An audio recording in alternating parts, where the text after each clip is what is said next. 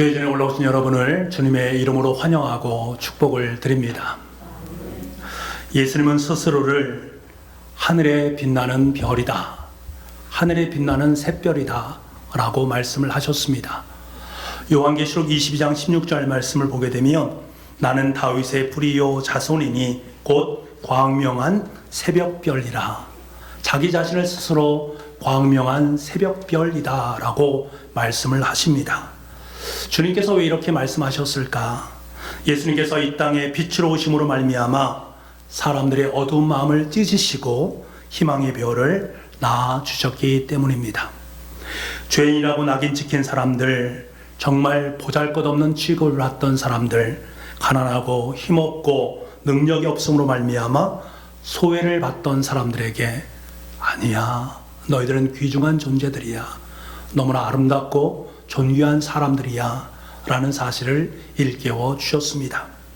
이들에게 있어서 예수님은 곧 어둠 속에서 영롱하게 빛나는 새벽 별이었습니다. 짙은 어둠으로 휩싸였던 한밤중에 빛나는 샛별은 모든 사람들에게 희망을 안겨줍니다. 어둠에 움츠러졌던 그들의 삶에 희망의 기지개를 펼 수 있도록 만들어 놓으십니다. 그 빛나는 새벽별 되시는 주님께서 어둠 속에 거하던 사람들에게 빛으로 친히 가까이 오셨습니다. 그리고 함께 주셨습니다. 여러분, 이보다 더 큰 기쁨이 어디에 있겠는가? 슬플 때 곁에 있어 주시고 길조차 보이지 않는 어둠의 곳을 지날 때에 우리 곁에서 우리의 길을 인도해 주시는 그 주님께서 우리 가운데 오셨다라는 이 사실보다 더 기쁘고 감격스러운 것이 어디에 있겠습니까? 오늘 본문에 보게 되면 바로 하늘의 샛별 되시는 주님께서 어둠 속에 살아가던 한 영혼에게 들어오셨습니다. 예수님과 제자들은 지친 몸을 이끌고 갈릴리 바다를 건너고 계십니다. 그 한밤중에 큰 풍랑을 만나십니다. 그때 예수님은 얼마나 피곤하셨던지 고물을 베시고 주무셨습니다. 왜 그러셔야만 했을까? 주님께서 왜 한밤중에 피곤한 몸을 이끌고 광풍을 뚫고 왜 거라사 지방으로 가셔야만 했을까? 몸이 지치고 피곤하다면 하루 정도 쉼을 얻으면 좋을 터인데, 그리고 다음날 그곳을 향해서 가도 될 터인데 구테오에 지금 이 밤이어야만 하는가? 오늘 본문 1절에 보게 되면 예수님과 제자들은 밤새 광풍과 싸움을 하다가 이른 아침에 반대편에 내렸더니 그곳이 바로 거라사 지방이었다라고 말합니다. 거기서 내리자마자 예수님에게 어떠한 일이 벌어졌는가? 2절 말씀에 보니까 이렇게 말씀합니다. 배에서 나오심에 곧 더러운 귀신 들린 사람이 무덤 사이에서 나와 예수를 만나니라. 여기에서 굉장히 의미심장한 단어가 등장을 합니다. 곧이란 말입니다. 다시 말하면 이 말은 원래 헬라어 유디스라는 말로 씁니다. 뭐를 하자마자 즉시 바로 동시성과 급박성을 나타낼 때 쓰는 말입니다. 다시 말하면 예수님께서 배에서 내리자마자 그 동시에 거라사에 귀신 들린 사람을 만났다라는 것을 강조하기 위함입니다. 그런데 왜 이른 아침에 거라사의 광인이 바닷가 근처에 나와 있는가? 그게 원래 그 사람이 살던 곳이 어디였는가? 3절에 보니까 그 사람은 무덤 사이에 거처하였는데 그 사람이 기거했던 장소는 무덤가였습니다. 무덤가에 살고 있던 사람이 지금 바닷가로 나오고 있습니다. 그런데 참으로 흥미있는 것은 성경에 보게 되면 귀신에 대한 부분을 말할 때에 귀신이 물을 두려워합니다. 그래서 물가에는 귀신이 없음을 말합니다. 마태복음 22장 43절 말씀에 보게 되면 귀신이 물 없는 곳을 다니며 쉬기를 구한다라는 기록이 등장합니다. 그래서 거라사에 귀신 들린 사람도 물가에 있지 아니하고 무덤가에 있는 이유가 바로 여기에 있습니다.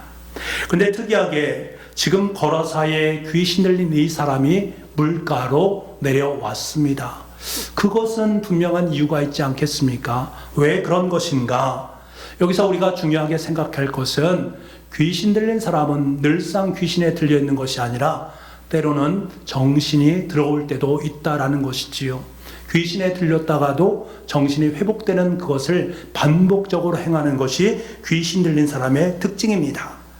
예수님 당시에 귀신이 들렸다라는 것은 무엇을 말하는가? 가족과의 단절을 의미하고 사회와의 단절을 의미하는 것입니다. 집에서 같이 살고자 해도 율법이 허용되지 않기 때문에 그런 집에서부터 쫓겨남을 당할 수밖에 없습니다. 홀로 살아갈 수밖에 없는 것이지요. 오늘 본문에 등장하는 귀신 들린 사람도 마찬가지의 모습입니다. 그가 귀신의 들림으로 말미암아 가족과 헤어지게 되고 사회적으로 고립을 당한 상태 속에 놓여 있습니다. 뿐만 아니라 여러 번 고랑과 쇠사슬에 매였고 돌로 제 몸을 상하게 했습니다. 여러분 한번 생각해 보십시오. 이 사람이 정신이 들었을 때에 자신의 상한 상처, 짝 찢겨진 몸을 보게 되면 과연 무엇을 생각했을까? 자신이 이렇게 자신을 만든 사회를 원망하고 그의 가족들에게 미움의 마음을 품지 않았겠습니까? 그래서 아마 그는 자신의 삶에 비관하고 정신이 들었을 때에 정신없이 바닷가로 내려왔을 것입니다. 왜요?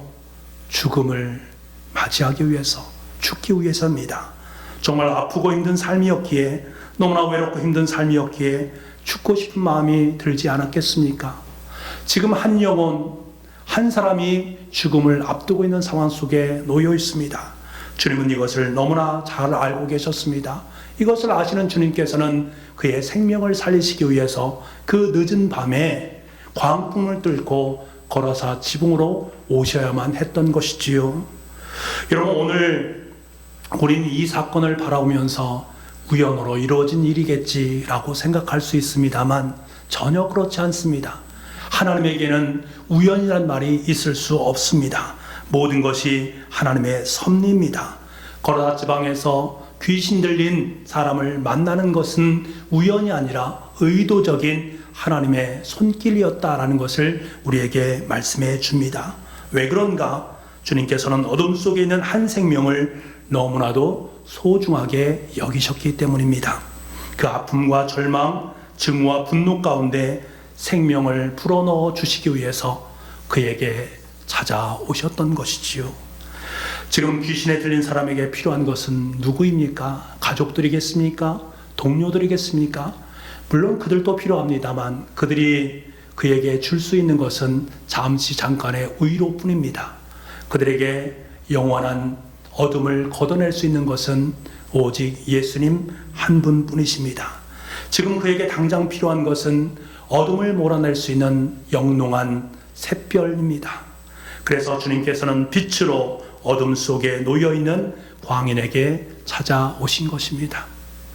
여러분, 우리는 이 거라사인의 광인의 모습을 바라보면서 안쓰러운 마음을 갖습니다.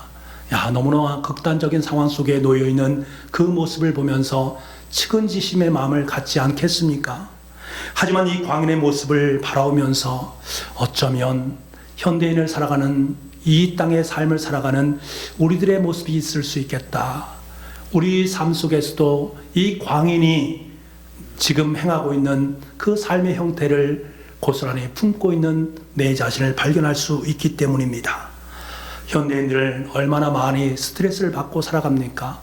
우울증에 걸려서 살아가는 사람들이 너무나 많이 있습니다. 저마다 자신의 삶에서 남모르게 가슴 아리를 하고 있는 무수히 많은 사람들이 있습니다. 그것을 누가 알아주겠습니까? 옆에 있는 사람이 알아주겠습니까? 가족이 알아주지 못하는 그 아픔이 누구에게나 있단 말입니다. 그래서 정신과 의사들은 오늘 이 시대를 살아가는 현대인치고 정신병에서 자유로운 사람이 없다라고 말을 합니다. 현대인의 모습이 그렇다라는 거예요. 그렇다면 넓은 의미로 본다면 우리의 삶 속에서도 광인 같은 삶의 모습을 만나게 된다라는 것을 부인할 수가 없는 것이지요. 이러한 모습을 너무나도 안타깝게 여기신 주님께서는 그것을 그대로 내버려 두지 않으셨습니다. 사실 여러분 생각해 보십시오. 우리가 예수님을 알기 전에 우리는 사실 광인의 삶이 아니었습니까? 죄악에 사로잡혀 있었지요. 죄의 쇠사슬에 묶여있는 우리의 모습, 그래서 사단의 인생을 살아갈 수밖에 없는 우리의 삶이 아니었습니까? 더 이상 우리 스스로 살아갈 수 있는 힘과 능력도 없었습니다. 무덤가에서 서성이면서 죽음을 향해서 치닫는 방황하는 한 인생이 바로 우리들의 모습 아니었습니까? 그러한 우리를 너무나도 안타깝게 여겨주신 하나님께서는 친히 빛나는 샛별이 되셔서 우리 곁에 찾아오셨고 우리에게 소망을 안겨주셨습니다. 광인에게 찾아오신 것처럼 우리에게도 주님께서 찾아오셨습니다. 그래서 우리는 구원을 받고 하나님의 참된 은혜의 자리에 나아갈 수 있게 된 것이지요. 여러분, 예수님을 만난 광인은 완전하게 변화되어지는 모습을 봅니다. 그의 변화된 모습은 본문에서 뭐라고 전합니까? 15절 말씀 우리 함께 보기를 원합니다. 15절입니다. 시작. 예수께 이르러 그 귀신 들렸던 자 곧 군대 귀신 집혔던 자가 옷을 입고 정신이 온전하여 앉은 것을 보고 두려워하더라. 그는 빛 대신 주님의 치료의 광선을 받고 난 후에 치유함을 받게 되어집니다. 그러자 그의 삶 속에 모든 것이 다 바뀌게 됩니다. 그가 새로운 옷으로 갈아입게 되고 온전히 자리에 앉아있는 그의 모습을 보게 됩니다. 더러운 영이 그 삶 속에서 나가자 그들은 순결한 하나님의 자녀가 되었습니다. 깨끗한 사람이 되었습니다. 이 모습을 다른 복음서에서는 뭐라고 말합니까? 예수 앞에 앉았다. 예수님의 발 앞에 앉았다는 말을 사용합니다. 이 말은 곧 예수님께 예배를 드렸다라는 것을 의미하는 말입니다. 그는 오랫동안 예수님의 발 앞에 앉아서 평안함을 누리면서 주님을 예배하고 있습니다. 그리고 더 나아가서 예수님께 말합니다. 예수님, 당신을 따르겠습니다. 라고 고백합니다. 그때 예수님이 뭐라고 말합니까? 아니야, 너는 집으로 돌아가라. 그리고 집에 가서 너에게 엄청난 이 놀라운 일이 일어났다라는 사실을 알려라. 주님께서 자신을 불쌍히 여기셔서 베풀어 주셨던 복된 소식을 가족에게 전하라 라고 말씀을 하십니다. 사랑하는 여러분, 빛으로 오신 주님을 영접한다라는 것은 곧 우리의 삶 속에 변화가 임했다라는 것을 말하는 것입니다. 나에게 비추는 빛으로 말미암아 나의 모든 정체는 낱낱이 드러나게 되어 있습니다. 그동안 나의 삶 속에 얼마나 어둠의 모습이 공존하고 있었는가, 죄의 새사슬에 묶여 죽음과 입맞춤하고 있다는 그 사실을 발견하게 됩니다. 더 이상 내가 머물 곳은 무덤가가 아니라 주님 앞이라는 사실을 깨닫습니다. 그리고 지금 내 앞에 계신 분은 메시아 예수님이라는 사실을 분명하게 기억합니다. 그래서 납작 엎드려서 그를 예배하게 되는 것이지요. 더 이상 어둠은 그에게 전혀 영향을 끼칠 수 없게 되는 것입니다. 이제 내가 이 땅의 삶을 어떻게 살아가야 될지 정확하게 인식을 하게 됩니다. 왜? 내 삶의 자리가 변화되었기 때문에 그렇습니다. 내가 보는 비전과 나의 이상이 완전히 바뀌는 역사를 경험했기 때문에 그렇습니다. 빛 대신 예수 그리스도를 만남으로 말미암아 그러한 은혜가 임하게 된 것이지요. 그렇다면 빛 대신 주님으로 말미암아 우리는 과연 어떻게 살아가야 되는가? 사도 바울은 이에 대해서 에베소서 5장 8절 말씀에 이렇게 권면을 합니다. 우리 이 말씀을 함께 보기를 원합니다. 시작. 너희가 전에는 어둠이더니 이제는 주 안에서 빛이라. 빛의 자녀들처럼 행하라. 빛의 자녀처럼 살아가라. 이제 주님의 빛된 자녀가 되었으니 어둠에서 더 이상 살아가지 말고 세상의 빛으로 살아가라 라고 우리에게 말씀을 하고 있습니다. 그렇다면 빛의 자녀답게 살아간다는 것은 구체적으로 무엇을 말하는가? 오늘 본문의 말씀 요한일서 2장 9절 말씀에 보면 이렇게 말씀을 하고 있습니다. 우리 2장 9절 말씀 함께 보겠습니다. 시작. 있다면서 그 형제를 미워하는 자는 지금까지 어둠에 있는 자요. 다시 말하면 형제를 사랑하는 인생이 되어라. 네가 빛의 자녀로 살아간다라는 것을 구체적으로 한마디로 말하면 형제를 사랑하는 것이다. 그 삶을 살아가는 것이 빛의 자녀로서의 삶을 살아가는 것이다 라는 것을 말씀하고 있습니다. 빛 가운데 있다고 말하면서 자기 형제 자매를 사랑하지 아니하고 미워한 마음을 품고 있다면 그것은 너는 여전히 어둠 가운데 거하는 인생이다 라는 것을 말씀하고 있는 것입니다. 그런데 여러분, 우리는 참으로 중요한 한 가지를 생각을 해야 됩니다. 사랑의 사도인 요한이 형제를 사랑하는 것이 빛 가운데 거하는 삶이다 라고 말하면서 그 반대적인 개념을 하나 우리에게 말해주고 있습니다. 그 개념이 무엇입니까? 미움이란 개념입니다. 미움이란 개념을 내가 마음속에 품고 있다면 그 사람은 빛 가운데 거하는 인생이 아니라 어둠 속을 거니는 인생이다라는 것을 말해주고 있습니다. 이런 미움이 무엇입니까? 미움이란 것은 사람의 마음속 깊숙이 놓여있는 감정을 의미하는 것입니다. 사도 요한은 이 미움의 정체성을 너무나도 분명히 알고 있었습니다. 그래서 우리에게 이 정체를 밝혀주고 있습니다. 요한일서 3장 15절 말씀에 그 형제를 미워하는 자마다 살인하는 자니 미움 이꼬로 살인이라고 정의를 하고 있습니다. 다시 말하면 우리가 겉으로는 형제를 사랑한다, 나는 당신을 사랑합니다 라고 말을 하면서 내 마음 중심 가운데 요만큼의 미움을 갖고 있으면서 사랑을 말한다라는 그 자체가 잘못된 것이다. 그것은 이미 살인하는 행위와 마찬가지다. 사랑의 모습은 있는 것처럼 보이지만 사실은 사랑이 아니라 상대방을 죽이는 것이다 라고 말을 하는 것입니다. 여러분, 이 말에 우리는 엄청난 충격을 받을 수밖에 없습니다. 와, 그렇구나 라는 깨달음을 받을 수밖에 없습니다. 여러분, 그렇지 않습니까? 우리의 현실 속에서는 미워하면서도 사랑한다 라고 말하는 경우들이 있지 않습니까? 사랑한다고 하면서 미워하는 일들이 얼마나 많이 있습니까? 초대교회도 이러한 모습들이 있었습니다. 사도 요한 당시 교회는 사랑하면서 미워하는 일로 말미암아 교회 속에 어려움이 있었습니다. 교회 안에 영지주의라는 이단이 들어오게 됩니다. 이단이 들어오면 어떻게 됩니까? 사람들의 마음을 충동질하게 됩니다. 옳은 진리를 삐딱하게 해석함으로 말미암아 사람들을 유혹하게 됩니다. 그러면서 사람들의 편을 가르게 되지요. 편을 가르게 만들어 놓고는 함께 미워하도록 만듭니다. 증오하도록 만듭니다. 그래서 싸움을 벌이는 모습을 보게 되는 것들이지요. 이단들이 들어오기 전에는 어땠습니까? 교회 안에서 형제를 서로 사랑하고 이해하고 존경한 마음을 품었습니다. 그런데 몇몇 사람의 이단이 들어옴으로 말미암아 교회 속에 분쟁을 낳게 되고 갈등이 생기게 되는 것입니다. 여러분, 여기에 미움의 감정이 생겨나게 되는 것이지요. 사랑해야 되는데 자꾸 마음속에 미움의 감정이 드는 것입니다. 그러면서 불구하고 하나님은 사랑이시라, 사랑해라 라고 말씀했기 때문에 어쩔 수 없이 나는 당신을 사랑합니다 라고 말하는 그것으로 말미암아 초대교회가 너무나 힘듦이 있었다라는 사실입니다. 여러분, 이것이 어디 초대교회만의 문제겠습니까? 미움은 사랑이란 요란한 옷으로 자기를 위장할 수 있는 독특한 감정입니다. 사랑이란 옷을 덧입고서 내 마음을 요동치게 만드는 것이 미움이란 말입니다.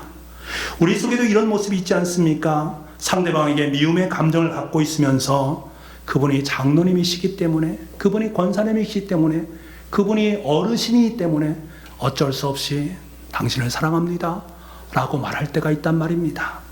찬양 시간에 미워하는 사람이 옆에 있는데 전사님이 서로 사랑합시다 라고 인사 나누러 가면 어쩔 수 없이 당신을 사랑합니다 라고 말하는 내 모습이 있을 때가 있지 않았습니까? 여러분, 예수님이 오시기 전에는 미움의 감정을 감추고 사랑합니다 라고 해도 된다라는 거예요. 하지만 예수 그리스도, 빛 대신 예수 그리스도께서 내 삶 속에 들어오게 되고 그 빛을 영접하게 되어진다면 여러분, 더 이상 그렇게 말할 수 없다라는 것입니다. 미움의 감정을 품고 상대방을 사랑한다라고 말할 수 없다라는 거예요. 왜 그런가? 그것은 곧 살인이기 때문입니다. 조금이라도 미움의 마음이 있으면서 그 마음을 가지고 사랑합니다, 사랑합니다 라고 말하는 것은 정말 가증스러운 이야기라는 거예요. 왜요? 살인 행위를 하는 것이기 때문입니다. 여러분, 우리는 속지 말아야 됩니다. 미움의 감정은 사랑이 아닙니다. 사랑으로 위장된 사단의 속임수라는 사실을 꼭 기억할 수 있어야 됩니다. 주님께서 우리에게 오심으로 말미암아 조금의 미움의 감정도 허락하지 않는다라는 이 사실에 여러분 충격을 받으시길 바랍니다. 미움의 그 감정을 버리십시오. 버리셔야만이 그 감정 속에 사랑으로 되바뀌어지고 형제를 사랑할 수 있는 능력이 우리의 삶 속에 임하게 되어진다라는 사실을 오늘 말씀을 통해서 분명히 기억할 수 있기를 원합니다. 이 미움이라는 녀석은요, 어떤 사람에게 있습니까? 가장 가까운 사람에게, 가장 사랑하는 사람에게 여러 차례 있는 그러한 마음속의 감정들입니다.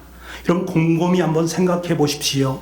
내가 알지 못하는 사람을 내가 미워할 수 있습니까? 이해관계가 없는 그 사람을 미워할 수 있겠습니까? 미워하는 대상은요, 정말 가까운 사람, 어떤 면에서 살과 살을 함께 나누는 사람, 눈만 뜨면 보아야 되는 사람끼리 미움의 감정이 일어나게 됩니다. 함께 교회 공동체 속에서 밥을 먹고 살아가는 우리 공동체 사람들이 이 미움의 감정을 가질 수 있다는 거예요.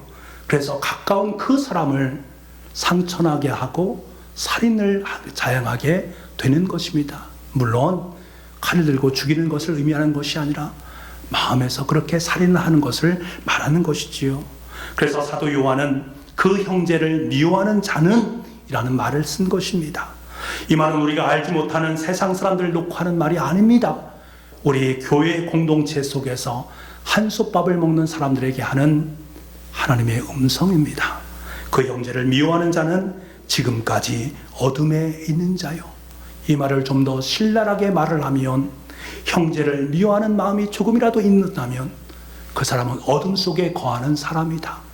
교회 속에 나와서 함께 공동체 생활하고 있지만 믿는 사람이 아니다, 하나님의 사람이 아니다 라는 것을 말씀해 주고 있습니다.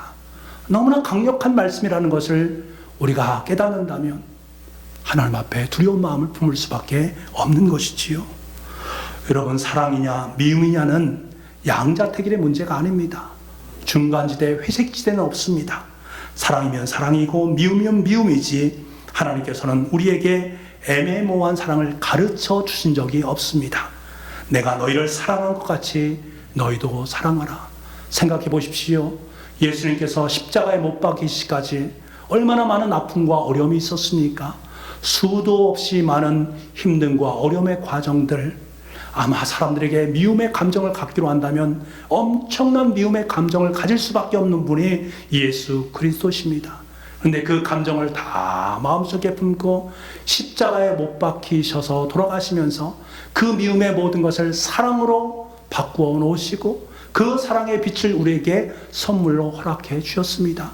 우리가 그 사랑을 받은 존재다라는 거예요. 그래서 내가 너희를 사랑한 것 같이 너희도 사랑하라. 우리가 죽으시고 십자가에 못 박히신 그 예수 그리스도의 사랑으로 우리에게 사랑하라 라고 말씀하고 있습니다. 회색지대가 아니라는 거예요. 미워하면서 사랑한다라는 말은 결코 하나님에게는 있을 수 없는 일이다라는 것을 말씀해 주고 있습니다. 어떤 한 집사님이 계신데 참 믿음이 좋은 분이십니다. 믿음이 좋으신 분인데 그에게 미워하는 감정이 생긴 사람이 있었습니다. 그래서 그것을 떨쳐내려고 애를 쓰고 애를 썼습니다. 그런데 떨쳐지지가 않는 것입니다. 잠깐 있다가 없어지는 감정이면 다스릴 수 있겠는데 계속적으로 그 감정이 살아납니다. 잠을 자고 나면 그 미움의 감정이 더욱더 커지는 것을 보게 됩니다. 하나님 앞에 여러 차례 기도했고 하나님께 간구했습니다. 그런데 그것이 사라지지 않는 거예요. 그래서 하도 힘들고 어려워서 하나님 앞에 나아가서 눈물 흘리면서 간구하면서 간절히 기도를 했다고 합니다. 하나님, 이 미움의 문제 어떻게 해결해야 됩니까? 이 감정이 사라지지 않습니다. 이것을 어떻게 해결해야 됩니까? 하나님 어떻게 해야 됩니까? 하나님 앞에 간절히 기도하고 간구하는 가운데 하나님 그 인생 속에 놀라운 깨달음을 허락해 주셨습니다. 너는 성령의 그릇이 아니냐? 너는 하나님이 거하시는 성전이 아니냐? 그런데 어찌 미움이라는 냄새나는 더러운 것을 성전 안에 담고 있느냐? 성령께서 들려주시는 깨달음을 듣게 됩니다. 이것에 대해서 깜짝 놀랐습니다. 그것이 그녀에게 강력하게 들어오게 됩니다. 그러면서 눈물을 흘리면서 회개하기 시작합니다. 그것은 나의 잘못이 아니라, 미워하는 그 사람이 잘못이 아니라 바로 나에게 있었구나, 내가 잘못된 것이구나 라는 사실을 깨닫게 하고 하나님 앞에 철저하게 회개를 했다고 합니다. 그런데 기도가 끝날 무렵 거짓말처럼 그 미움의 감정이 들지 않더라는 거예요. 이제는 그 사람을 생각해도 미운 감정이 전혀 안 들고 대신 사랑의 감정이 들기 시작하더랍니다. 다음부터 볼 때에는 너무나 예뻐 보이는 거예요. 너무나 사랑스러운 존재로 보이는 거예요. 그래서 그를 사랑하는 마음으로 품었다라는 것입니다. 여러분, 빛 대신 주님이 내 중심에 들어오면 어둠의 감정, 미움의 감정은 사라지게 되어 있습니다. 대신 형제를 사랑하는 그 사랑이 내 마음속에 자리매김하게 되어집니다. 미움의 감정은 어둠입니다. 무덤가입니다. 생명이 아닌 죽음입니다. 나도 죽고 상대방도 죽이는 죽음입니다. 그런데 문제는 우리의 힘으로는 이것을 감당할 수 없다라는 거예요. 이것을 해결할 수 있는 능력이 없습니다. 그래서 우리에게 필요한 것이 빛 대신 예수 그리스도이십니다. 주님의 빛 가운데 거하게 되면 자연스럽게 우리의 마음속에 미움이 사라지게 되어 있습니다. 왜? 빛 대신 그분이 내 마음 중심 속에 살아 역사하는데 어찌 미움의 감정이 그것을 이길 수 있겠습니까? 성경은 미움의 감정은 사랑을 이길 수 없다는 말씀을 예수님께서는 분명히 우리에게 들려주셨습니다. 온전하게 형제의 사랑의 삶을 살 수 있도록 만들어 놓으신다. 더 이상 어둠에 거하지 않는 인생이 되어진다라는 사실을 우리에게 말씀해 주십니다. 사랑하는 여러분, 빛 가운데 있다고 하면서 자기 형제를 미워하는 사람이 있다면 그 사람은 여전히 어둠 속에 있는 사람입니다. 예수 믿는 사람이 아니라는 거예요. 생각해 보십시오. 코로나 땅에 살고 있었던 광인에게 빛 대신 주님께서 찾아오심으로 말미암아 그에게 나음을 입었습니다. 이 말은 무슨 말입니까? 그동안 어려웠던 모든 것들이 다 해결되었다라는 것을 의미하지 않습니까? 그때 그는 뭐라고 말합니까? 주님을 따르겠습니다. 주님의 제자의 삶을 살겠습니다. 주님께서는 아니다 라고 말씀하시면서 그를 집으로 보냈습니다. 왜 집으로 보냈겠습니까? 여러분, 이 거라사 광인에게 있어서 가족은 어떤 존재였습니까? 미움의 존재 아닙니까? 끝까지 자신을 지켜주지 못하고 자신 홀로 살아갈 수 있도록 무덤가에 살아가는 것들에 대한 부분을 방관했던 증오의 가족들이었습니다. 그의 삶 속에는 가족을 향한 미움과 증오가 불타오르고 있었단 말입니다. 주님은 광인의 마음속에 형제를 미워하는 그 감정을 보셨습니다. 그리고 그 감정 속에 주님의 거룩한 빛, 사랑의 빛을 보내주셨던 것입니다. 그렇지 아니하면 상대방에게 치명상을 입히는 것이 바로 그것이기 때문입니다. 주님은 이 미움의 감정에 자신의 생명의 빛을 비추어 주셨고, 그러자 그의 마음속에 있는 미움의 모든 철장은 완전히 부서지게 되었습니다. 빛 대신 예수님의 지혜를 경험한 그는 더 이상 가족들은 증오의 대상, 미움의 대상이 아니라 사랑의 대상이 되었던 거지요. 그래서 사랑의 대상인 가족들에게로 돌아가서 형제 사랑의 삶을 살 수 있게 되었던 것입니다. 사랑하는 북부가족 여러분, 우리는 빛으로 오실 예수님을 고대하며 기다리고 있는 대림절 두 번째 주일을 보내고 있습니다. 지금 우리에게 너무나도 분명하고 선명하게 말씀해 주고 있습니다. 요한복음 8장 11절 말씀에 뭐라고 말씀하십니까? 우리 말씀을 함께 보기를 원합니다. 같이 읽겠습니다. 시작. 예수께서 또 말씀하여 이르시되 나는 세상의 빛이니 나를 따르는 자는 어둠에 다니지 아니하고 생명의 빛을 얻으리라. 아멘. 예수님께서 어둠에 살아가던 거라사 광인에게 찾아오셔서 그의 샛별이 되어 주셨고 그에게 생명의 빛을 허락해 주셨습니다. 그래서 그는 사랑의 삶을 살아가는 존재가 되었습니다. 마찬가지로 어둠 가운데 살아가던 저와 여러분에게 찾아오셔서 광명한 새벽별이 되게 도와주시고 더 이상 어둠에 거하지 않는 인생이 될 수 있도록 만들어 주셨습니다. 그래서 우리는 진정으로 형제 자매를 사랑할 수 있는 은혜를 체험하며 하루를 살게 됩니다. 여러분 생각해 보십시오.